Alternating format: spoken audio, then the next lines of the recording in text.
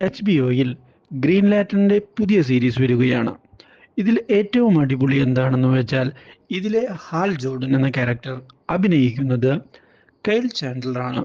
ഒരു വശത്ത് നോക്കിയാൽ അദ്ദേഹം വളരെ മികച്ച ആക്ടറാണ്. പക്ഷേ 59 വയസ്സായ അദ്ദേഹം ഇത്രയും ചെറിയ ഒരു യങ് ആയിട്ടുള്ള ഒരു ക്യാരക്ടറാണ് ഈ സീരീസിൽ അവതരിപ്പിക്കാൻ പോകുന്നത്. ഹാൽ ജോർഡനെ പോലെയുള്ള ഒരു സൂപ്പർ ഹീറോയെ 60 വയസ്സുള്ള ഒരാൾ അഭിനയിക്കുന്നത് ഒന്ന് ആലോചിച്ച് നോക്കൂ.